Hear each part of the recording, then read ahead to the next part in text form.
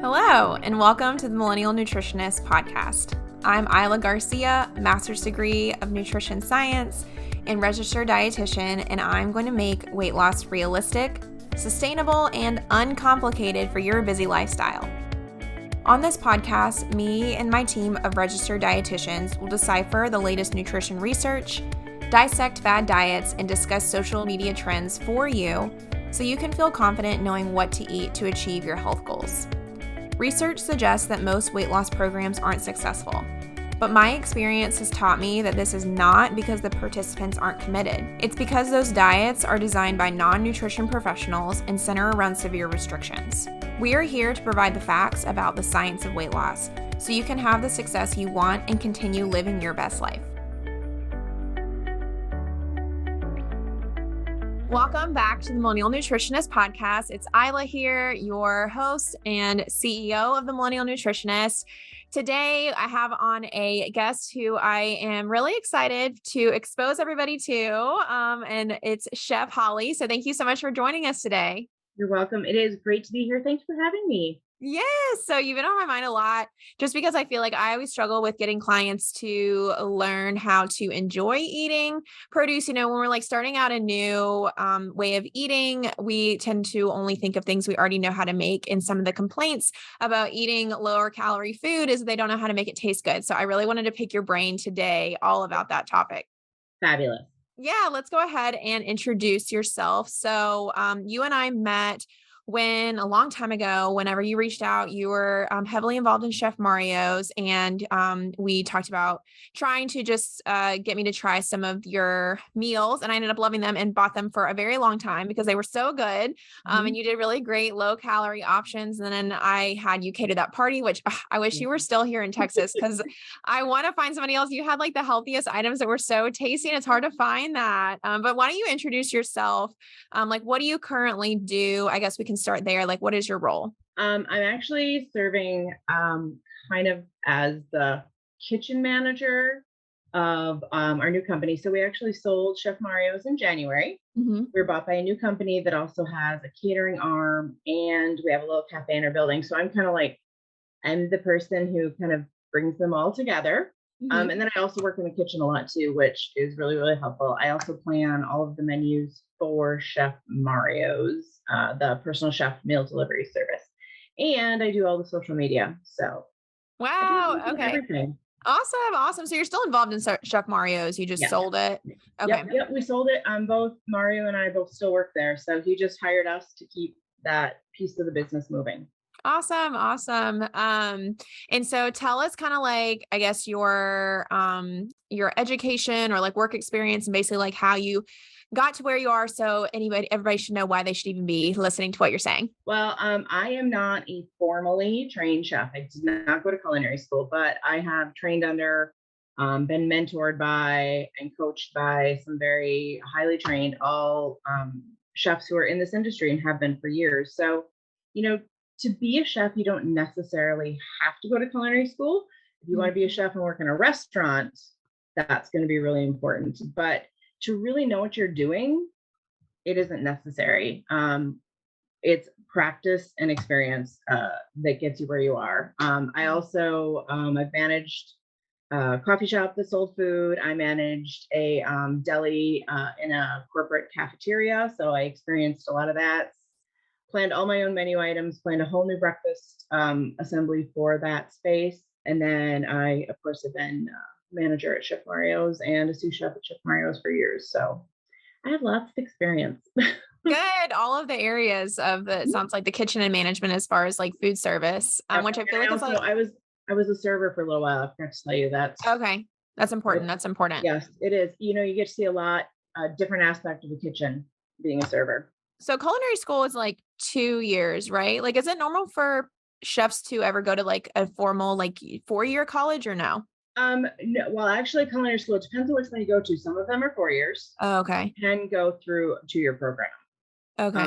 So it depends on the school. So like Wake Tech, I think you can get through like a local tech training in 2 years, but a lot of chefs it's 4 years. Yeah, I actually applied to culinary school because I didn't know what I wanted to do. I love food service, but it's like, Mhm. I feel like it's like a whole other planet. Like you have to live, I feel like, in this like opposite time zone and all this stuff. I Yeah. was like, I just don't know if I could do it, but I was like between those two ideas. But I miss it so much sometimes. Personalize yourself a little bit, like kind of like, what do you like to do in your free time and where do you live? I am still in Raleigh, North Carolina. Hmm. I've been here. I'm originally from Wisconsin. I moved here like 12 years ago. Hmm. So I've been here for a while. And believe it or not, I am all about the food. Okay. One of my favorite things to do when I have free time is cook and bake and plan and, read cooking magazines. I do love plants. I have lots of plants, and I love to start way more craft projects than I actually finish. Being married to a chef, of course, we do talk about food an extraordinary amount of time. So, Well, good, good. I know, same here. I know it's like I try to find other hobbies too, because it's like mhm, it can be draining if like all I do is talk about food during the day. And then like I also like research food. So I yep, try to find other things, but food it's is hard. like so encompassing that you can do it. Like I'm like, oh, I'll read a book, but then I'm like, let me read this book about food. And you just get right back to Yep, it. yep. Okay, so hopping into our questions. So first, what is the difference between somebody who makes recipes online, like you'd get on Pinterest, versus like an Mhm. actual chef who makes recipes? Experience and training. Mhm. And I would say a lot of my best training has come like working under chefs. Mhm. I'll make a recipe and I'll think, oh, this is going to be so great. This is going to be such a great idea, and then it's a failboat for whatever reason, and then they can come back and explain why it didn't work, what I should have done differently, how I should have cooked it differently or assembled it differently or whatever. So it is all about experience and training. I cannot tell you how many times I've gotten a recipe from a blogger. I'm like, oh my goodness, this is going to be the best thing ever, and for whatever reason, like I read it and their instructions are weird and their directions are wrong, and I end up changing like half of the recipe just to make it taste good. So they may love food and they may know how to make it, but without the experience and training, translating it from what they like to being on paper for somebody else to make is completely falls apart sometimes. Yeah, I find that sometimes like when I find recipes, like it's crazy whenever like the whole ingredients missing on like Mhm. the recipe list. And then I'm like, where Yep, did they put this in at? yep, Or it yep, just is like awful. It doesn't hold up or it doesn't yeah. taste well. I always try to tell my clients, yeah, to at least like try to at least maybe go to like a discount bookstore and find Mhm. like a Yep, recipe book there because it's had yep, to been like yep, yep, probably checked multiple yep, times. yep. But if we are getting like recipes online, are there any places that are better? Like is like Bon Appetit or like New York Times be better than a regular blogger, or what about Yep. that? I go to Pinterest a lot for inspiration Okay. because maybe not even like the recipes, but like ingredients I want to put together or what something looks like or flavor ideas. Then I will actually go back to the internet and type Mm. that recipe name in, and then it'll bring up lists of recipes, and there'll be the star reviews by them. So if you look at a recipe that's only got one review and has a 3-star rating, don't do that one. You want to look for the recipe that has the most reviews with the highest rating, and that is your best bet. So like the Food Network, of course, Epicurious, Food and Wine, New York Times is absolutely fantastic. Okay. You have to pay for their subscription, Mhm. unless if you go to their Instagram, if you join them on Instagram, they do recipes almost every day, and they'll have Oh, free. how about more specifically, like how can we make like produce taste better? Because this is a hard one for clients, especially Mhm. clients that I get that don't like produce. A lot of times I'm like, well, maybe you just like haven't had it in a way that you like it. Right. So give us some tips on how we can make produce taste better for those that don't like produce. Figure out what you like. Hmm. That's a great place to start. If you like bell peppers, there is nothing wrong with eating bell peppers every day of your life. Of course, I highly recommend experimenting and trying something new all the time. But if you have to go back to bell peppers, great example. I don't love zucchini. I will eat it, but I don't love it. Okay. So it's like back burner for me. Hmm. But my biggest recommendation for any kind of vegetables, especially as we're moving into fall root vegetables, is roasting.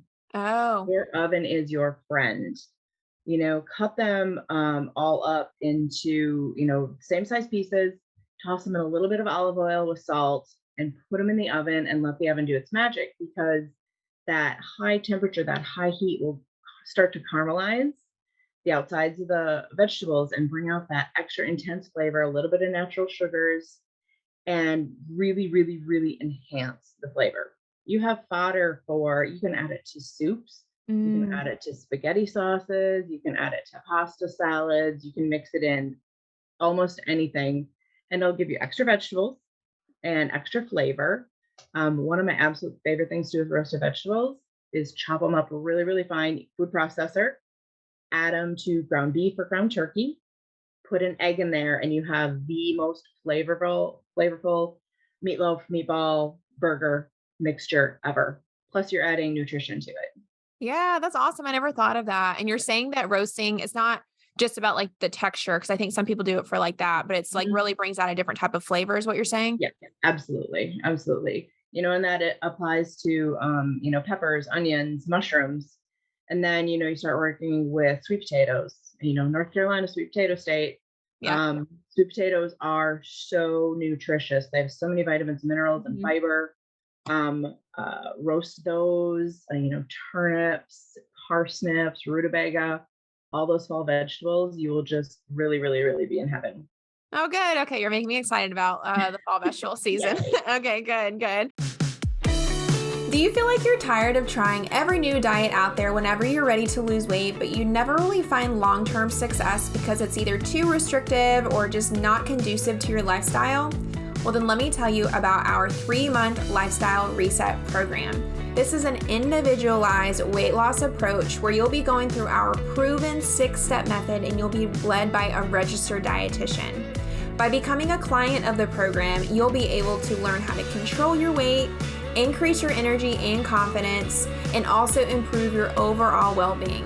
Not to be dramatic, but a lot of clients tell us that they actually change their lives by going through the program and finally find a sustainable weight loss solution when they actually haven't found that with any other program.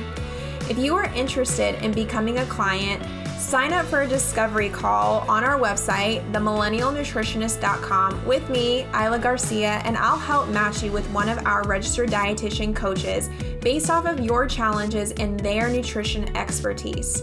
If you're ready to find a sustainable weight loss solution in a non-judgmental and encouraging environment, I hope you'll connect with us soon.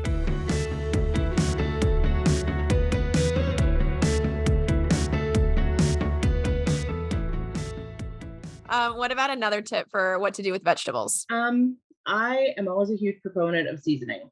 Mm-hmm. Now, there are so many seasoning blends out there right now that don't have salt in them, because I know salt can be the devil for some people, and I'm sure you have some clients that are trying to watch their salt intake. Yeah. Because so many of the processed foods we eat now are loaded with salt. Mm-hmm. But you can buy all these salt-free seasoning mixes, just herbs and spices. Coarse ground black pepper is so much your friend. Like, go out of your way to buy the coarse ground, not the fine ground. Buy the coarse ground. It just, because when you hit a piece of that, and it just opens up the flavor every time you bite into it, makes such a huge, huge difference. Actually, a little bit of hot sauce. That is one trick Mario, my husband, has taught me, is he puts like 3 drops of hot sauce in anything will really elevate the flavor. Really? It's crazy. I have never used as much hot sauce as I do now, but it's not quantity. It's just a little hint, because it brings a little bit of vinegariness in it.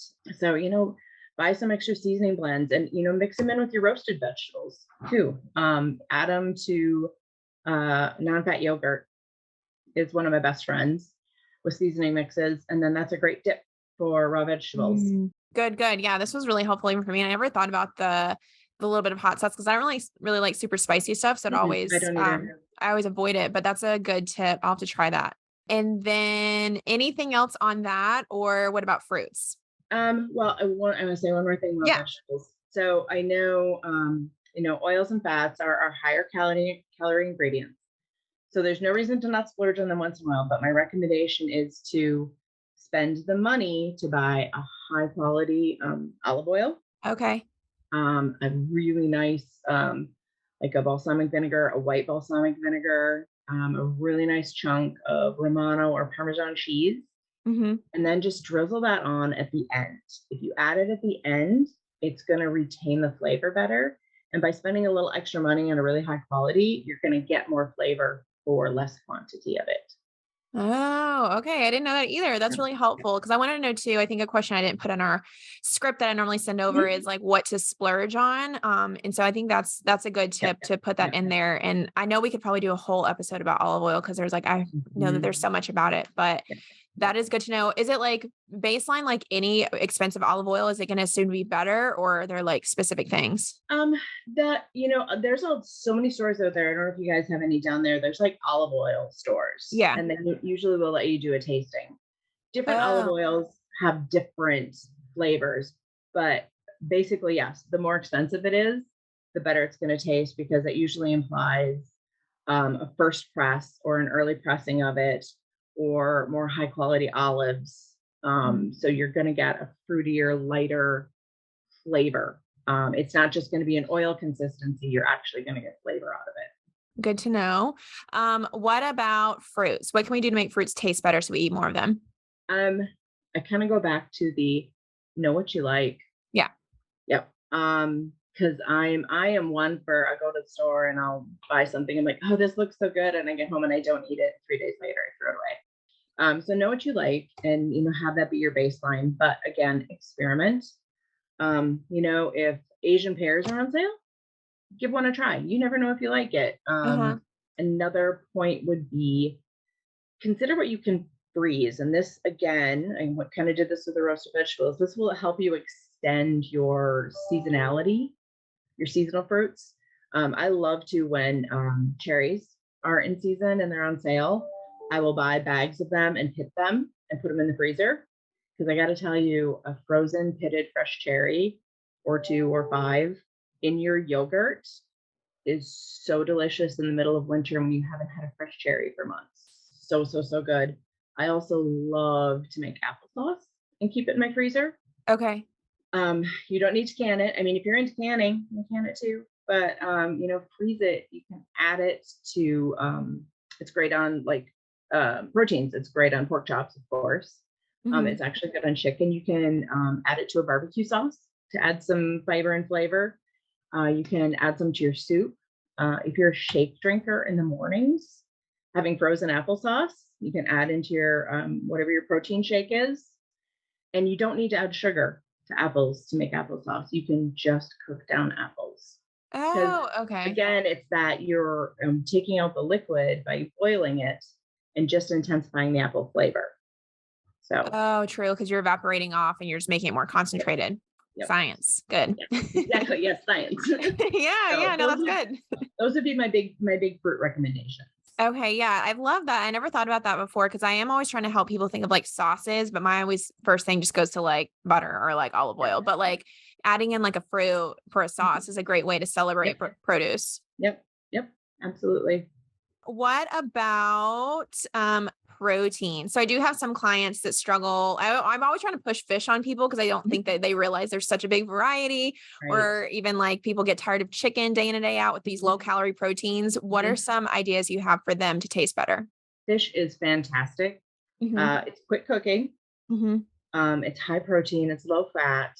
Like I'm not a big lover of salmon. Okay. I can eat salmon, but it has to be like fresh. I can never eat leftover salmon for some reason. Gotcha. I am a cod, tilapia girl. Those are like Oh, my two. Yes, acidity is your friend when it comes to fish. okay. Roasting again, back to the oven. And I know ovens take longer to cook. It's not as quick as like throwing something in a pan on the Hmm. stovetop. But popping it in the oven will like heat it more evenly. It helps intensify the flavor and keeps the juices in. And I love like cod with just salt, pepper, lemon zest, lemon juice on it.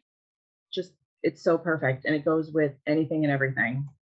Then, like for chicken, my biggest recommendation would be season it really good on the outside, salt and pepper. Get that coarse ground black pepper, and then if you sear it on the stovetop, so have a nice hot pan, just take boneless, skinless chicken breast, cut off all the little nuggets of ookiness that you don't want to eat, because that's me. If I get one of those little pieces of gristly piece in chicken, I'm just not happy. So Yeah. trim them really well, season them really well, sear them on the stovetop for 2 minutes on each side, and then put them in the oven and let the oven do its magic, because that will keep all the juices inside because you've seared the outside, and let them cook till they reach their temperature of 165 or higher.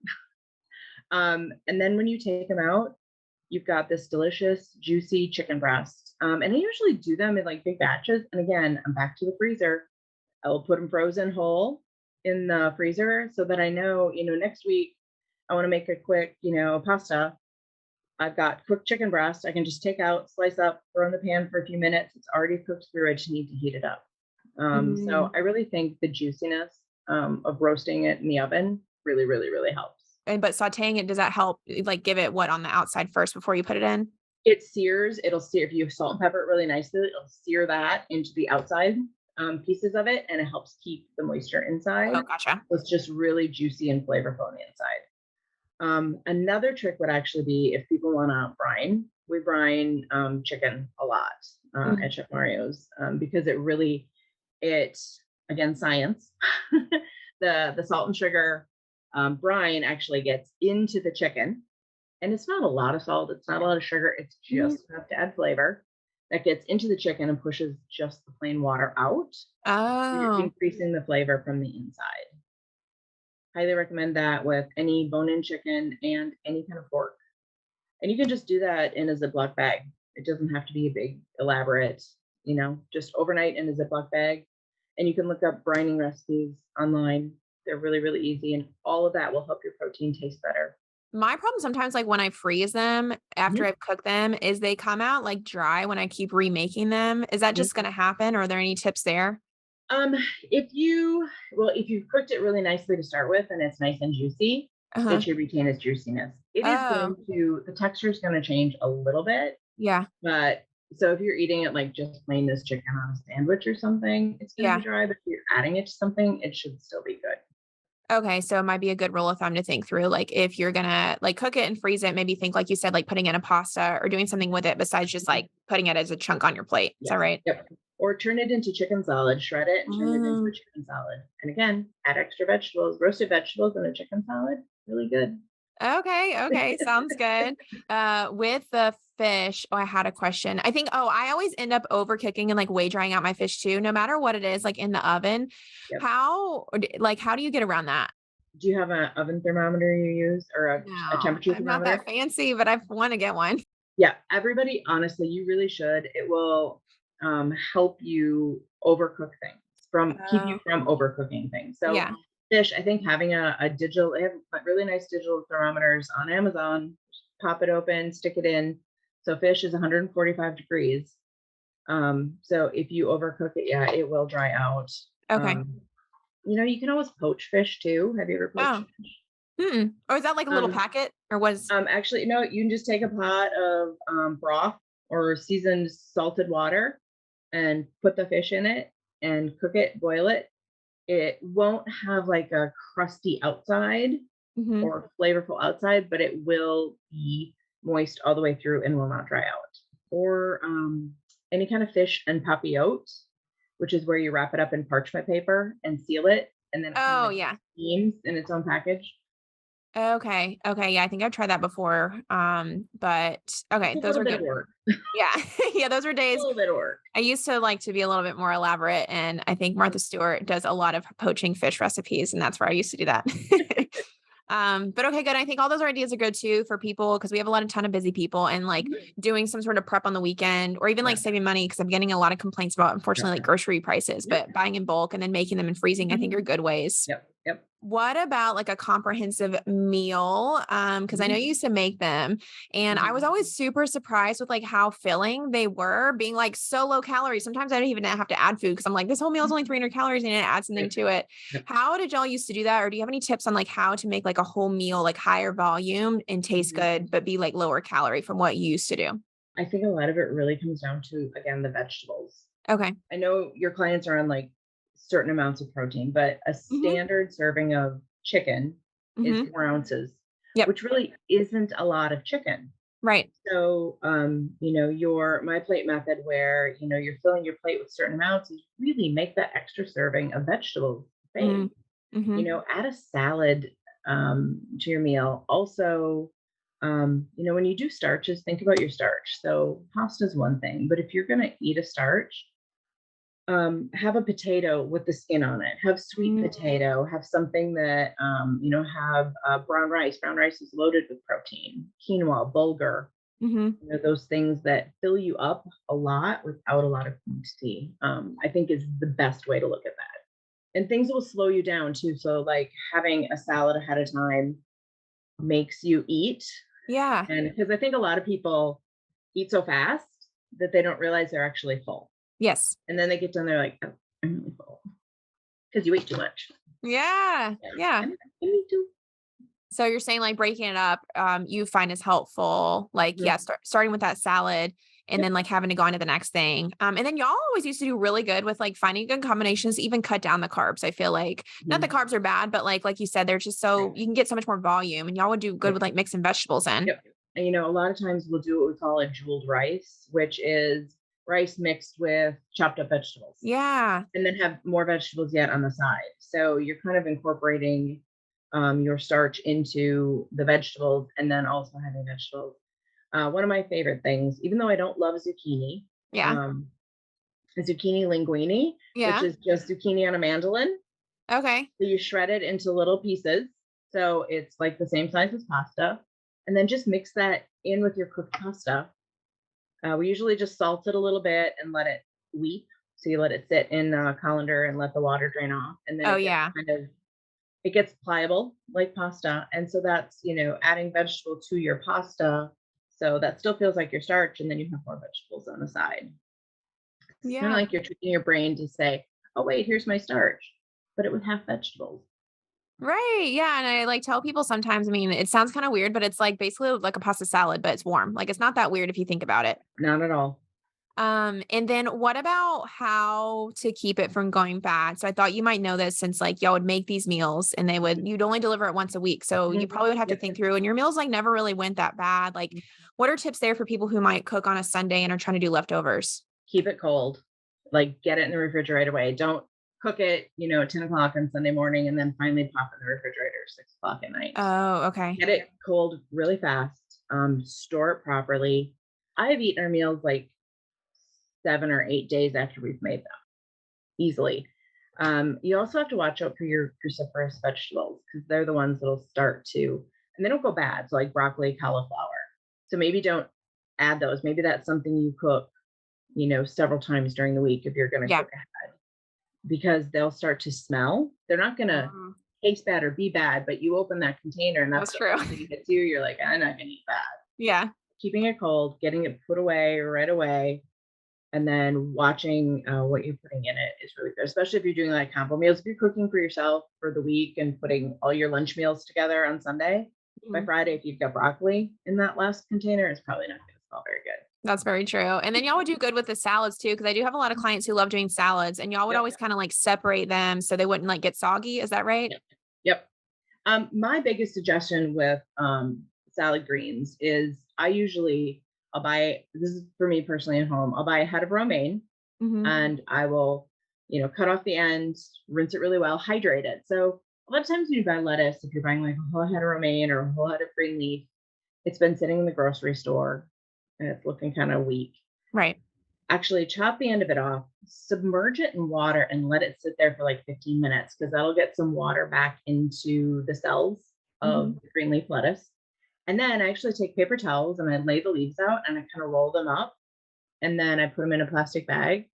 And having that paper towel in there helps take too much moisture off, but leave moisture in the bag. So everything will be so crisp and delicious. I promise you. That is how I do lettuce at home 100% of the time. Oh, okay. That's good. And then you just, take 2 or 3 leaves out. If you want to make a sandwich, you've got that there. If you want to chop it up for a salad, you can do that. So that will keep it fresh and delicious. Yeah, I think that's helpful, because a lot of people I work with, they do like have all this intention to try to buy all their produce, and then they're like, but it goes bad and I'm just going to give up. So I think that's a good tip for like when they get it. Yep. Where can people find recipes, or where should they go so they don't like give up because they tried this new vegetable recipe and it's awful and they're just going to give up? Pinterest is great for inspiration Yeah. and great for like, oh, I love the way this combination of food sounds. But for actual good recipes, I highly, highly, highly recommend magazines and cookbooks Okay. because they've been tested and tested and Yeah. tested by numerous people. They've had editors through them. They're done by professionals. So you're going to get good instructions. You're going to get a recipe that's going to walk you from beginning to end, and you're going to end up with a solid recipe that you've made. I'm a magazine addict. If I showed you my bookcase here, you'd be like, okay, I get it.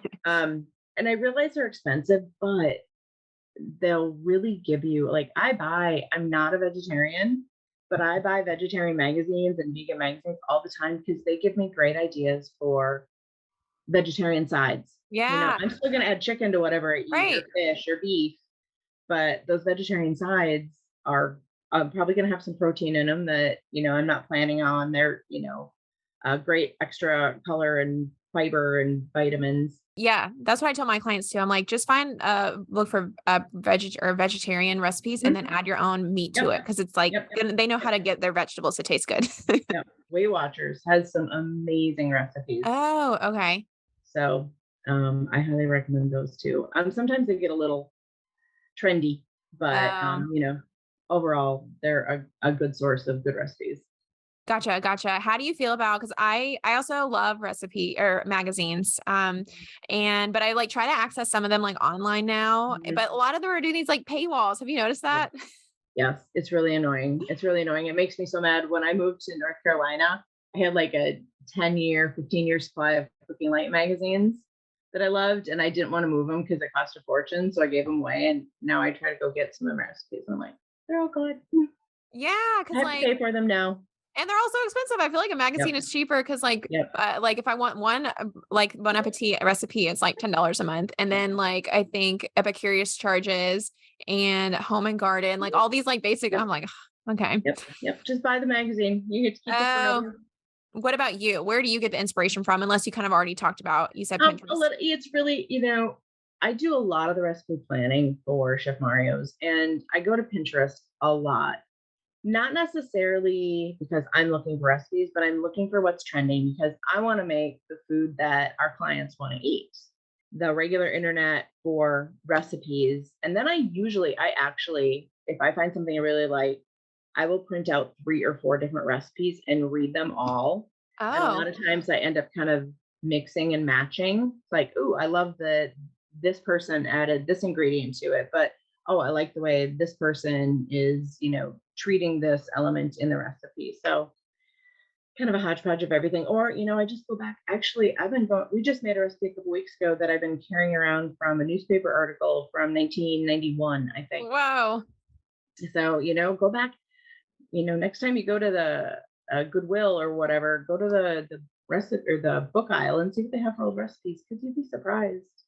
That's very true. Cause it's not like those like age all that. I mean, like Yep. we get like trendy things, but it's not Yep. like, I don't know, like Yep. interior design or like Right. fashion where like it's not Yep. going to be relevant anymore. Yep. Yep. Exactly. I want to know, how do you organize like all of your recipes? That's the thing with magazines for me is like I feel like they take up so much space or like I end up throwing them away or something like that. Like how do you save the recipes that you like? I'm actually just save right, for the most part, I save the whole magazine, and Oh I my just gosh. have them sorted by, these are my ones these are my chicken, these are my holiday, these are my baking, these are my whatever. Okay. If there's a recipe I really, really, really like in a magazine, I will just make a photocopy of it, and I've got 3 ring binders that I sort by Yeah. protein or vegetable or whatever. So yeah, it's kind of a nightmare. Okay. But There's I a like lot. it. That's inspiring to me. I need to go back to doing that. What about, we can say last question, what something that people really struggle with, these like of like party events getting into holiday season. Mhm. I just remember the party that you catered for me and it was like so many good low calorie, like healthy produce ideas. What are some, even like some go-to items that you normally bring out or anything, any tips or anything like that that somebody can bring to a party or yeah, I think like bring to a party. I know charcuterie boards are really popular right Yeah. now. So, and part of what we did for you was we call it our charcuterie. Mm. So it's taking like the elements of a charcuterie board with, cheeses and some, a few meats, but then really throwing in those vegetables and the fruit on there.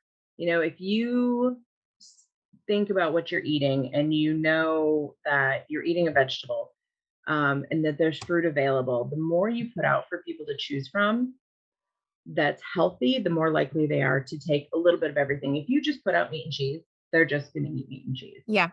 But if you put out meat and cheese and apples and pepper sticks, and again, I'm all about low fat yogurt. Like the low Yeah. fat yogurt is so high in protein, Yes. so low in calorie. You can add so many things to it to make it taste good. Have dips, have spreads, have little bites of things. And this is kind of a trick in the restaurant industry too, is to cut things in smaller pieces. The smaller the pieces, the weirder people feel about taking multiple pieces. Oh, If really? you have a big dessert, Yeah. somebody will take one. But if they're cut in little pieces, like if you cut that big dessert in 4 pieces, people are most likely not going to take 4, they're going to take 2. So your brain kind of tricks you into oh, I already had one. I really don't need Oh, another. that's a really So good idea. Yeah. kind of I a think, catering trick to keep people from, you order for 50 people, we're going to give you enough food for 50 people. But if one person takes 2 giant brownies, then everything's messed up. right. Okay. That's a really good idea. Yeah. My clients, I'm always like, you'll be surprised by like the amount of people they're so thankful that you bring the vegetable tray. Like people think Yeah. they'll be made fun of, Yep. but Yep. they're like, oh, Nope. it's gone. Yeah. Yep. Exactly. Because people will eat vegetables. Yeah. Like I love celery. You put celery in front of me, I'm a happy camper. Right. It's just thinking about it. And it's not as exciting. So it's not like sometimes you can't break, but But people eat it. there's always celery left. Yeah. Okay. Getting into the article. So we Mhm. review an article, and this one I'm excited to talk about with you. I had to tie it in somehow. Mhm. The Bear, I thought it was like an amazing TV show. And then Bon Appetit wrote this really cool article about how it kind of highlights like toxic restaurant culture. And I wanted to get your 2 cents on like if you feel like that's accurate. I know I was watching it with my husband who doesn't have experience in the food culture for Mhm. restaurant world. I was like, there's no way that's true. I was like, no, this is like literally some of these stories are things that I've gone through as well. But how did Yep. you feel about it? Either the show or if you didn't watch the show, like the article, like, did you feel like it was accurate? I actually haven't watched the show. Oh, you need to watch it. Uh-huh. I started and it's almost painful. It's almost Really? painful because Dang. it's So just just like the like article says. I did read the article, and the restaurant I worked in Raleigh wasn't like super high end. It wasn't like Mhm. Michelin star restaurant, but it is a well-known, well-respected, higher end restaurant. They do all their own homemade food, but it is the restaurant industry is cutthroat. Yeah. Even almost more so now because the number of people available to work Oh, has just diminished. People just do not want to work in the restaurant industry right now. So yeah, it's painful. You work 10 hours a day on your feet. If you get a 15-minute break, you're lucky because, as a server, I served 50 to 75 people a day, and people come in at different times. So you don't have time for anything. If you have to use a restroom, right. sorry, Right. you gotta wait. People stealing other people's tables in the kitchen, fighting that, obviously the people out front don't Yeah. see, hopefully don't hear, but it happens. I've experienced like fist fights. We had a manager once that had to go take down a guy who challenged him to a fight in the main area of the restaurant. We had an instance where one of our kitchen staff spoke French, and we had a guy in the restaurant who was having a fit who only spoke French. And so, it's just it's crazy, it's ridiculous. But there's something about it that's almost addicting. Yes, I totally There's agree. something about it that's almost addicting. Like I've tried many times now to get out of food service, but it is really truly, it's where my passion is. It's where I belong. When we sold Chef Mario's, I honestly was like, okay, this is it. I'm done. I'm gone. I'm gonna go get a desk job. I'm not gonna have to get up at 3 o'clock in the morning anymore. Nope. Because it's what I do. It's what I'm good at. Right. Yeah. It's a cultural thing. Like you feel it and you want to do it. People who don't want to do it weed themselves out pretty fast. But yeah, that is what it is like. I remember one time I was working in a restaurant and well, it's like just crazy to me, like how normalized things are and how I didn't think they were messed up in like the restaurant. But then like, you're like, that would never happen in another industry. Uh-uh. My manager got so mad one time that like none of us were doing our side work that he came in, we had like all these polished plates and he just like threw them all on the Yep. ground. And it's like, Yep. all right, back to work. Yep. That's just Yep. normal. Yep. Yep. Exactly. Do you It think that it happens. is toxic or like what, like, how do you, cause I don't foresee it changing even when stuff like this comes No, out. toxic is to an outsider, it's toxic. Yeah. To somebody who lives in it, I don't, I probably have psychiatrists like beat me up the head for saying this, but when you live in it, it's just kind of, it's just Yeah, you got Stockholm syndrome. right, but it's almost if you actually staffed a restaurant to a level where everybody that came in got the service they needed, Mhm.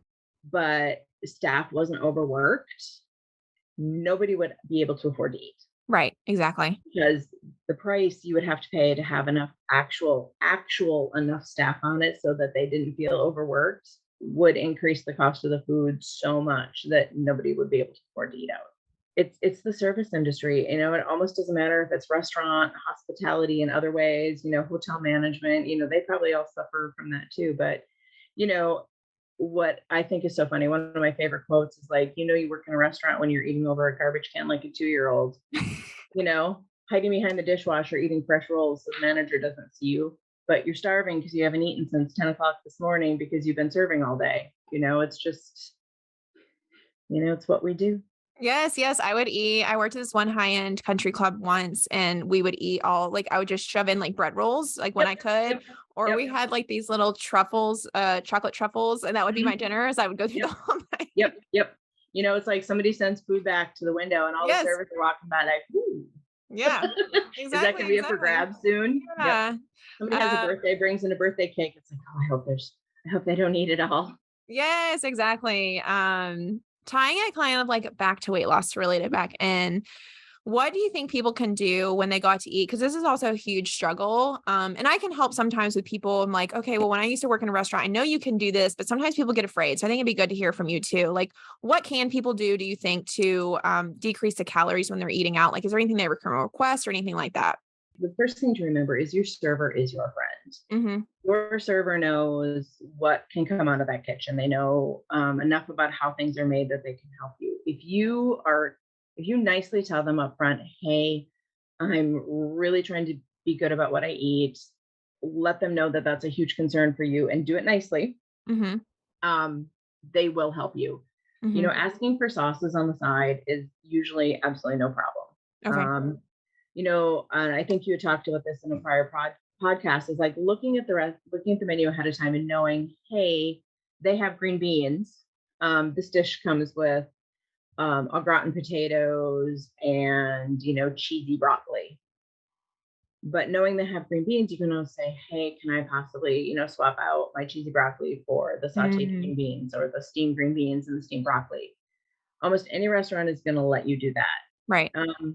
Also being respectful of the fact that if you want to swap out like your French fries for asparagus, there might be an upcharge. Right. Understanding and not, saying, "Oh, I shouldn't get charged extra for that." Well, there's a product cost issue, Right. and sometimes a preparation issue. Mm-hmm. But just nicely asking your server, what can I get that is steamed? Mm-hmm. What can I get that is not deep fried? Mm-hmm. Going out and asking for chicken cordon bleu, not deep fried. So kind of understanding your food really helps too. Another thing I would say is, and this always used to drive me nuts, we'd have people come in who are like, oh, can I have the gluten-free menu? And I know you have the special gluten-free bread, and I'm dairy-free and I'm gluten-free. But then the meal is over and they ask for the dessert tray, and you're like, You're like, you did all this for them. I worked so hard to be sure that there was no dairy in your meal. Yeah. You can eat ice cream. So, just having a level of respect for your server who's working hard for you, Mm-hmm. and treating them with respect will get you a long way. Good. And then also, of course, and I will always say, tip generously. Yes. I was going to say, yeah, you better tip for that because that's what they're Your working server, hard you for make that. $2.13 an hour. Yes, yes, yes. Well, thank you so much. I feel like that was all super, Absolutely. super helpful. I hope that people glean a lot of good information from that. I think you are saying all the things that I would normally say too. So I think it's good to hear it from another professional. But where can people follow you, or is there anything that you want to plug for us? Well, of course, Chef Mario's personal chef delivery service if you're in Yes. Raleigh. Yeah, we have a lot of Um, Raleigh listeners. yes, yay. I always tell people to follow us on Instagram, Yeah. but we post so many pictures of our food and so many Mhm. pictures of our processes. And so just seeing what we're doing and watching your stories. And I've been working really hard on Reels. Okay. Okay. Chef Mario's Inc. on Instagram. ChefMariosInc.com is our website, and that's where we're ordering it. So, Yes. Yes. And I highly recommend. I used to use it. If anybody in Raleigh is really busy and needs some help with some meals, I think definitely check them out. yay. Awesome. Well, thank you so much for joining us, Chef Thank you, Holly. Isla. Thank you for having me. Thank you so much for listening to the Millennial Nutritionist Podcast. For daily weight loss tips and nutrition information, you can find us on Instagram at the.millennial.nutritionist and on TikTok at millennial.nutritionist. If you find this information helpful, please subscribe to the podcast and share it with a friend who needs encouragement on their health journey. See you in the next episode.